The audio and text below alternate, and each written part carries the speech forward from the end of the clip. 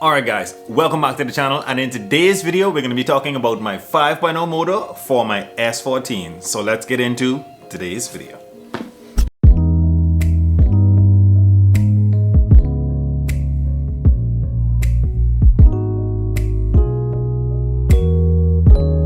Alright, first things first, just a little bit of backstory on this thing if you guys are new here. I pulled it out of my S14. The person that I bought it from already swapped it in and got all of those mounts and all of that stuff sorted. So I pulled it out because I was having some issues with the pulley system. The issue was that I had to replace the water pump, and I was having a lot of issues finding that old style water pump. I still haven't actually found the exact replacement because there's so many different water pumps for the 5.0, but this is what I did. I actually found a fix for it because the person I bought the car from had a completely separate pulley system inside the car.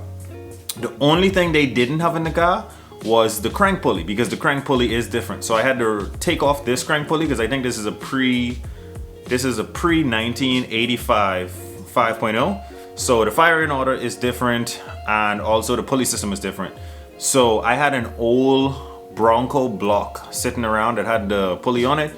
So I took the pulley off of that, put it on this motor, and I used the pulley system from a 5.0 from a Mustang, and everything lines up perfectly now. So I still have a few things I need to button up on this because I need to find the exact bolts to make sure everything is tight.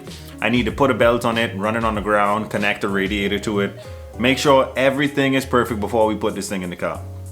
We don't want to be wasting any more time, so the next video I make on this 5.0, it'll be everything buttoned up, a radiator connected to it, hoses go into the radiator, and filling this thing up and putting it on the ground.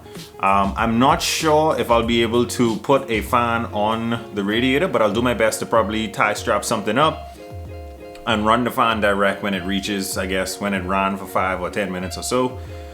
Just so we know that this thing is running good. I want to make sure this goes in the car running, and so we don't have any issues out of it. So like I said, I still have to button up a few things, but I want to show you guys that we actually fixed the issues that we were having out of this thing.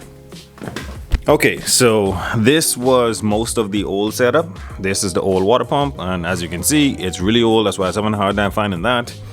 The old water pump pulley, which is actually massively different from the one that comes on the GTs, and this old style power steering pump. So these were the three that were on it. This is the old Bronco block that I have, which I actually have a good crank, pistons, rods, and cam in here. So I don't know what cam that is. I probably should find out. But this is the old style pulley. I just rested it on here, but it was two belt. It was a two belt system, and I just rested on here, and I took the one belt system from the Bronco and put it on the other motor. That's how I actually fixed that. These are the GT40 heads that I have for the 5.0. The one out there, the pre-85, is an older version of the 5.0. These would be upgraded heads. If anyone can confirm for me, let me know if the Bronco cam, because I think this is a 93 Bronco, if this would have came with GT40 heads and the cam to go along with it, or if the cam is no different and I could just swap the GT40 heads on. Yeah, so let me know. Can I just put the GT40 heads on, or do I need an upgraded cam, push rods, and all of that stuff to swap it over? You guys let me know. But yeah, back to the actual issue that we were having. The belt wasn't lining up. Certain things on the water pump just wouldn't match up. But if you guys look now from the side, the power steering lines up with the crank, water pump, tensioner, alternator. So we are good to go. I highly doubt I'll ever want to put AC in this thing. For some reason, AC just doesn't interest me. Even though I live in a very hot area, I want all of the power. I'm only getting into these vehicles to beat the brakes off of them. I'm not looking for much luxury. I just want the speed. I just want to do some donuts. Just want to do some burnouts.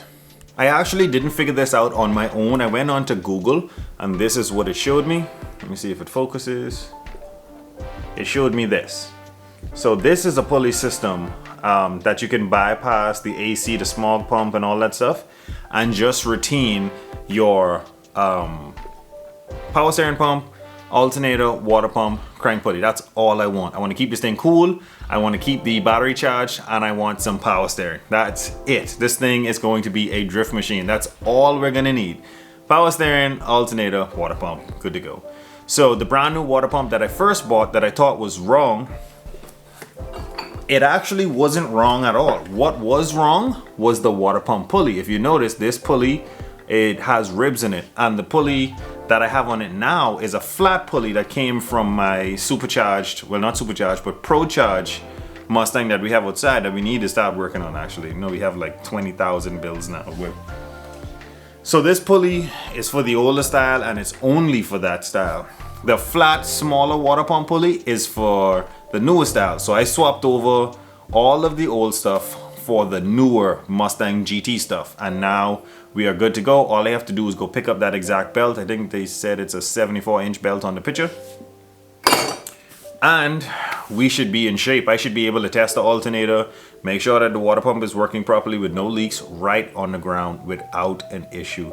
So this build has actually come a long way since the last time that I made a video on it.